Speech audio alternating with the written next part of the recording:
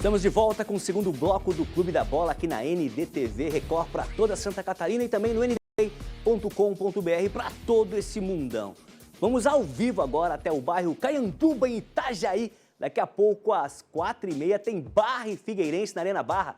Nosso comentarista Cacá Oliveira está por lá. Cacá, conta tudo pra gente. Boa tarde. Boa tarde, Mancha. Boa tarde, amigos que estão ligados no Clube da Bola. Estamos aqui na Arena Barra Futebol Clube, em Itajaí, mas que é a caminho de Balneário Camboriú, porque o Barra é o time de BC. Mas o problema é que o Barra ainda não conseguiu vencer em casa. Isso tem incomodado a torcida do Pescador. Só empates aqui na Arena do Barra Futebol Clube. E isso atrapalha a campanha, o desempenho no Campeonato Catarinense. O Barra está na zona de rebaixamento, precisa da primeira vitória para começar a fazer uma campanha segura. Por outro lado, o Natan, que é um dos principais jogadores do Barra, volante, capitão, está suspenso hoje. Então é um desfalque importante para o confronto contra o Figueirense de logo mais 4h30 da tarde. E o técnico Eduardo Souza, atenção, ele está pendurado. 2 cartões amarelos na época de Marcílio Dias. O Eduardo Souza assumiu o Barra nessa semana e está pendurado para o... Será que ele toma o 3º amarelo? Não enfrenta o Marcílio na quarta-feira? A gente vai ficar ligado nessa situação também. Agora, o adversário é bem difícil. O Figueirense vive um grande momento, está brigando por liderança, vem embalado aí com uma sequência positiva. E eu vou passar a bola para o meu amigo. Todas as informações do Figueira, JP. Boa tarde, Cacá. Boa tarde a toda a nossa audiência. Um abraço para você, Mancha. Bom, o Figueirense vem para a partida de hoje buscando manter essa boa fase no Campeonato Catarinense, né? Não havia vencido nenhuma partida até o Clássico. Depois daquela vitória no Clássico, parece que as coisas deslancharam para o Figueirense finalmente no Catarinense, venceu o Concórdia. Lá diante do Santa Catarina foi um empate um pouco difícil para o Figueirense, né? Estava perdendo de 2-0, conseguiu buscar esse empate. Então o Figueirense tem hoje o artilheiro do Campeonato Catarinense, que é o Marlisson, com 4 gols marcados. Vem em uma sequência muito boa com a camisa do Figueirense. Tem o Nicolas também, que entrou lá diante do Santa Catarina, marcou os 2 gols da partida para o Figueirense. Então realmente é um Figueirense que está com um ânimo renovado para essa temporada, tanto no Campeonato Catarinense, que é o principal objetivo do Figueira, é chegar pelo menos na final do Catarinense para garantir uma vaga na Copa do Brasil do ano que vem. E algo que chama muita atenção, Mancha, até o nosso querido Ian Cel fala muito sobre isso, é sobre o jogo posicional do técnico Thiago Carvalho. Ele vem falando sobre isso nas coletivas, que do Figueirense são apenas números. Dentro de campo, o Figueirense se movimenta muito, começa fazendo uma jogada de 3-6-1, uma saída de bola mais diferenciada, os jogadores têm ali de um esquema de jogo pré-definido pelo Thiago. Então realmente é uma equipe que vem evoluindo no Campeonato Catarinense, vem conquistando agora os resultados e a tendência de um grande jogo aqui nesse novo estádio do Barra. Como eu falei para o Cacá, estrutura de primeira linha por aqui. É a nossa primeira vez aqui na Arena do Barra Futebol Clube, né? É o estádio mais novo de Santa Catarina, foi inaugurado esse ano e é muito legal, né? 5.500 pessoas, tem o centro de treinamento aqui pertinho. Eu achei fantástico, uma estrutura de primeiro mundo, né? Não, muito bonito, muito bonito. Parabenizar toda a direção do Barra também pelo investimento que foi feito aqui. Muito bonitas as arquibancadas, a gente até foi na cabine agora lá, dar uma olhadinha para ver como é que é também. Estrutura de primeira linha. Ar-condicionado nas cabines. Exatamente, né, Cacá? Muito importante pra gente também o ar-condicionado. Pro profissional trabalhar, né, se sentir melhor também. A gente também o gramado em perfeitas condições. A arquibancada lá, visitante também hoje vai estar lotada, a torcida do Figueirense vai comparecer em peso aqui. É pertinho, uma viagem curta, dá pro torcedor vir aqui e acompanhar também o Figueira em loco. Então realmente, como eu falei anteriormente, é a expectativa de um grande jogo hoje por aqui. 30 graus em Itajaí, é um sábado de praia, mas tem um ventinho, tá gostoso e o estádio ainda não tem vencedor. Hoje a gente tem mais um duelo, Barra Figueirense. Quem é que vai vencer a primeira na Arena do Barra Futebol Clube? Voltamos com você, Mancha. Cacá, até aproveitar que você está aí ao vivo, aí lá do JP, perguntar para você, aproveitar a tua participação sobre os teus outros times, né? Marcílio e Bruscão, aí até o seu comentário da semana. Mancha, Brusque joga hoje, mais tarde, contra o Criciúma, jogo difícil. Brusque perdeu para o Figueirense por 1-0, né? Um jogo em que o Brusque novamente falha, e aí a falha causa o gol do Brusque, mas vem numa construção aí do trabalho do Felipe Gouveia. A bem da verdade, o JP comentou, o Figueira vive um grande momento. É difícil jogar contra o Figueirense nessa sequência, ainda mais o Scarpelli com a torcida. Então, uma derrota que faz parte do prognóstico. Você já vai jogar com o Figueirense e o Scarpelli, possivelmente você vai perder. O Criciúma hoje, também, apesar de ser um dos líderes, não fez um bom jogo na última rodada. Então a possibilidade aí do gramado sintético, participação da torcida, de repente o Brusque conseguir um resultado melhor. Mas a campanha do Brusque, ela é boa até aqui, dentro das dificuldades, enfim. O Marcílio amanhã contra o Avaí, é aí que é o problema, porque o Marinheiro briga por classificação, mas está de olho também contra o rebaixamento. Se o Barra arrumar pontos aqui, complica nessa luta contra o Z2 e até do G8. Vai na ressacada vivendo um grande momento também. O Marinheiro vai ter desfalques importantes. O Silvio lesionou 8 semanas fora, a clavícula ele no último jogo contra o Joinville. Vitor Guilherme está suspenso, que é um dos melhores jogadores do Marcílio.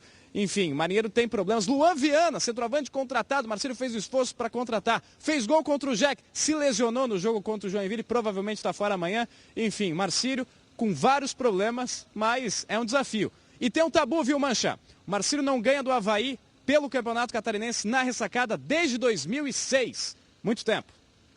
Legal, obrigado pelas informações. Deixa um abração aí pro JP Bianchi, essa fera. E tô imaginando aqui a quantidade de selfies que serão postadas dessa Kaká e JP antes, durante e pós-jogo. Abração.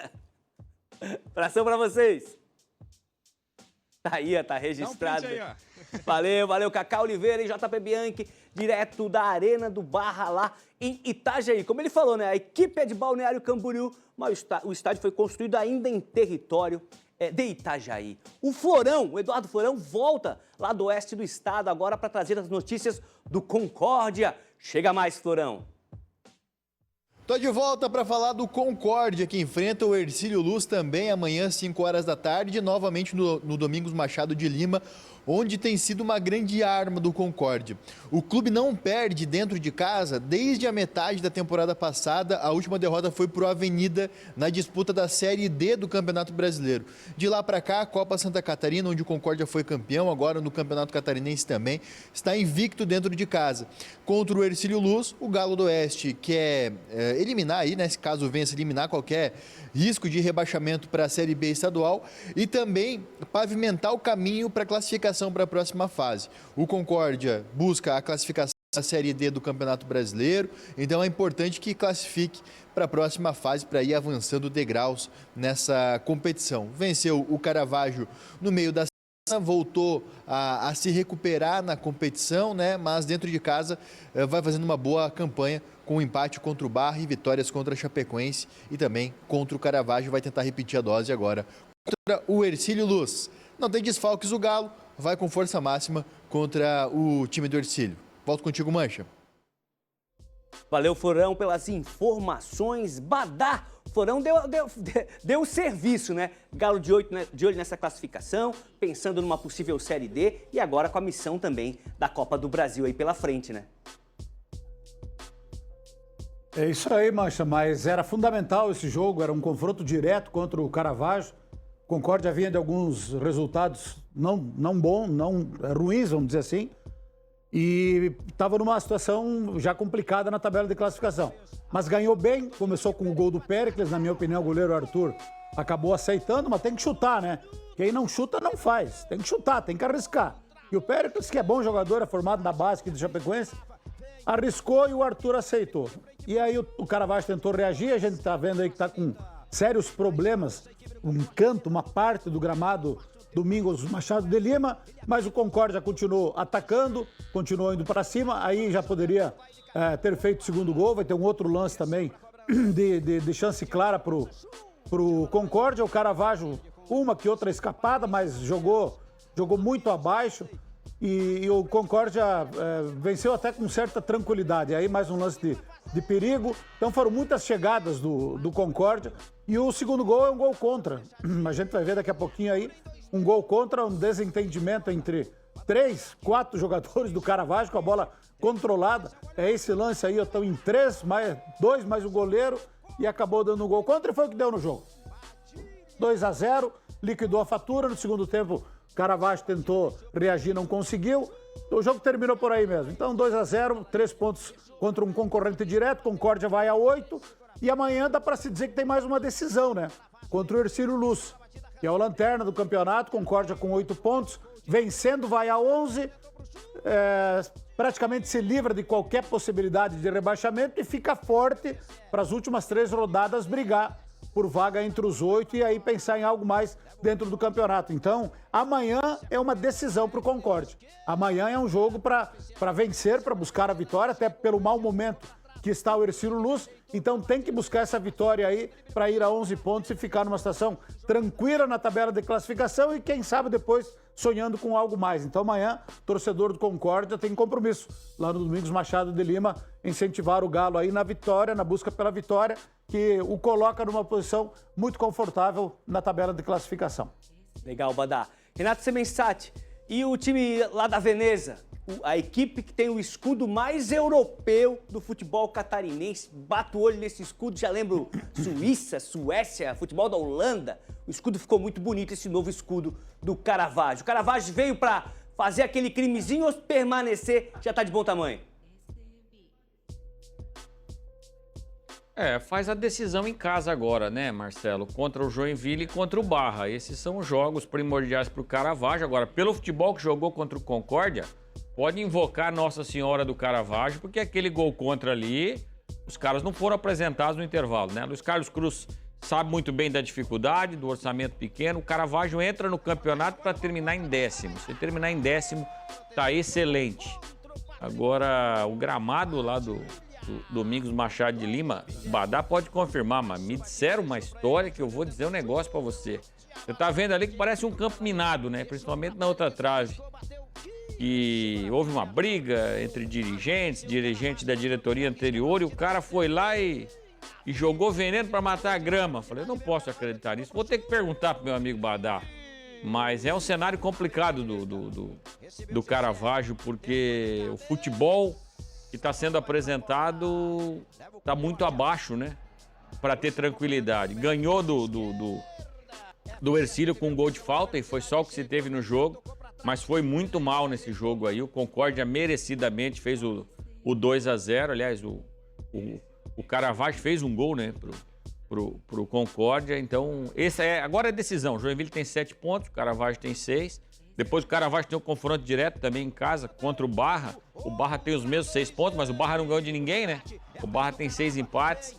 Então vai ter que lutar até o final. E o goleirão colaborou aí nesse primeiro gol, né? Vamos combinar. Badá, eu vou entrar no assunto aqui, Joinville e tal, mas sabes alguma coisa dessa história? O camarada jogou veneno para matar a grama? Eu não acredito. Isso aí é o Renato que tá falando. Eu não sei de nada disso aí, cara. Quer me complicar? Tás doido? Tás doido? Sei não, vou ficar na minha aqui. A informação que se tem ainda do ano passado tava pior do que isso. É que deu um fungo, algo... Deu uma peste, como nós chamamos aqui no interior. Deu uma peste no gramado ali e comprometeu. E o Concórdia tentou recuperar, mas não conseguiu. Tá ruim, tá feio ali, realmente ainda não conseguiram encontrar solução. Agora, o que se sucedeu ali, aí eu não sei te dizer. Isso aí fica na memória de cada um. O jardim da casa de campo de Badá tem um gramado mais bonito do que aquele lado ali, pelo menos, do Domingos Machado de Lima. O Otávio coloca assim, ó, Joinville destruiu o Marcílio Dias, principalmente na primeira etapa. Pena que não transformou as ótimas oportunidades em gols. Assinado Otávio. Então vamos chamar outra titular aqui do Clube da Bola, a Drica Evarini, direto de Joinville, nos traz os detalhes sobre a preparação do Jack, né? Que já está lá na Veneza para o jogo de amanhã. Boa tarde, Drica. Boa tarde, Mancha. Boa tarde aos colegas e a todos que nos assistem no Clube da Bola. E amanhã o Jack tem mais uma decisão pela frente e é o tipo de jogo que a torcida nem pensa em outro resultado que não seja vitória. Isso porque na quinta-feira, aqui na Arena Joinville, o tricolor acabou empatando com o Marcílio Dias no que é tratado como a primeira das 4 decisões que o Joinville tem nessa reta final de primeira fase do Campeonato Catarinense.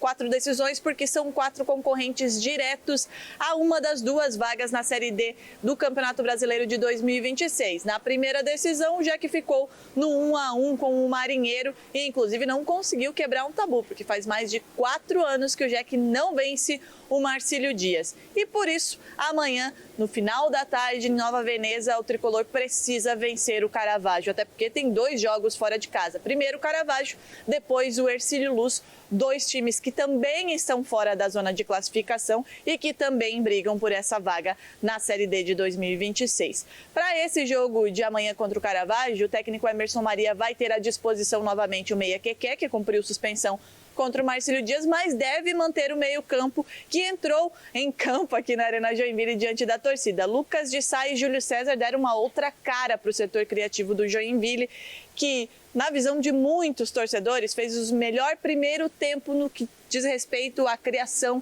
e à ofensividade contra o Marcílio Dias. Por isso, o Emerson Maria deve manter esse setor ofensivo, o mesmo que enfrentou o Marcílio Dias. O setor defensivo já é o de praxe com Gutinaldo e Bruno Pianissola.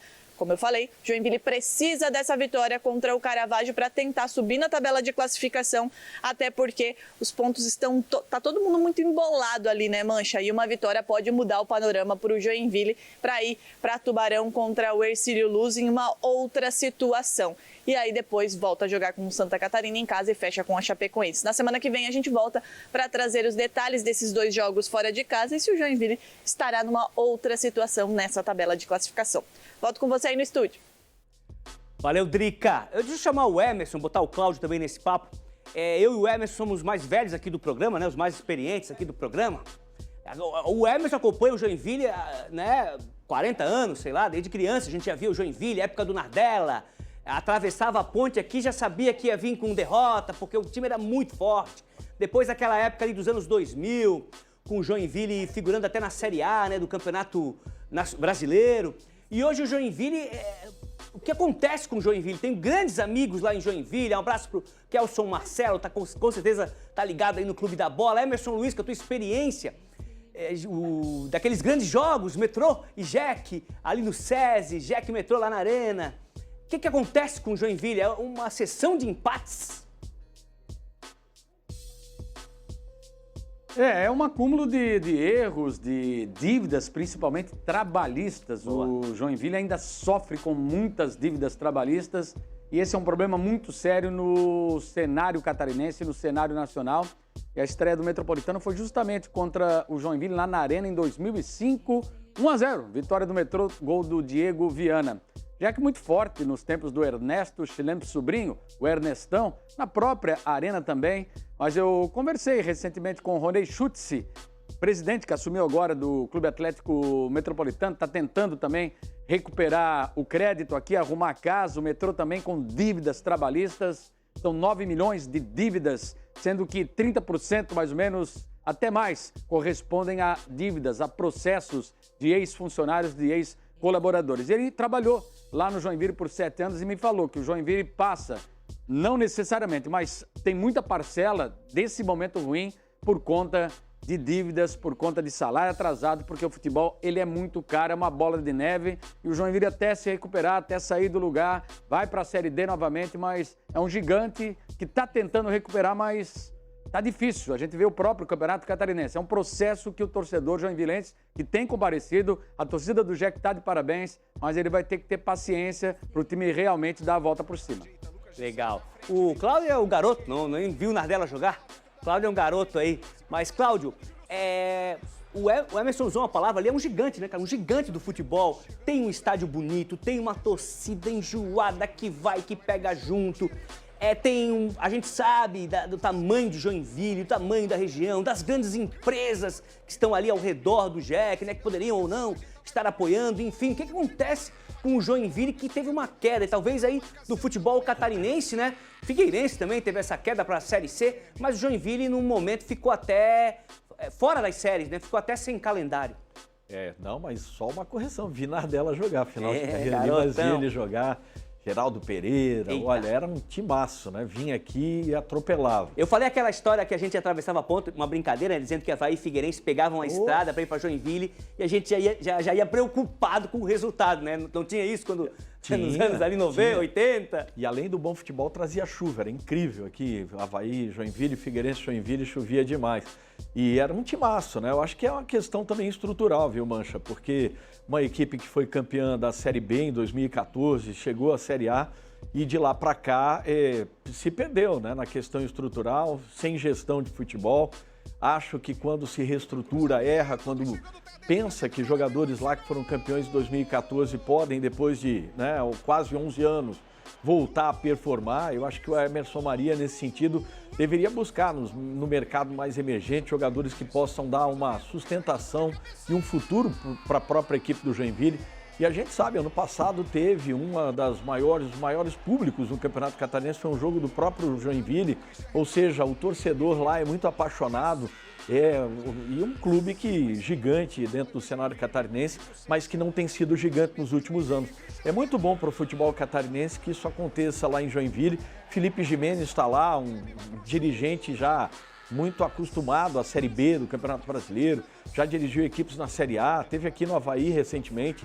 Eu acho que está faltando um pouco mais de visão, essa gestão ser mais forte para retomar o Joinville dentro do cenário do Campeonato Catarinense e brasileiro, né? Vai jogar a Série D desse ano, mas precisa garantir, a gente viu o D'Artagnan falando, né, que quer garantir já também do ano que vem, seja pela própria Série D ou agora no Campeonato Catarinense. Ah, legal, tem que fazer uma Série D aí bem organizada para subir para C e seguir o seu caminho em ascensão, o Jack novamente. Quero terminar esse bloco mandando um abração para o Tairone Fraga dos Santos. Ele foi organizador do torneio Início, que rolou na semana passada aqui no bairro Jurerê, aqui em Floripa. O evento reuniu 252 crianças, representando 21 equipes de Floripa, Garopaba, Itajaí, São José. Um sábado tava muito calor, né? Um sábado de muito calor, que viu a garotada jogar dividida em 6 categorias. Era sub-8, sub-10, sub-12, sub-14. Foi muito legal, eu estava lá, a convite do Tairone, fui lá assistir e assisti boas partidas.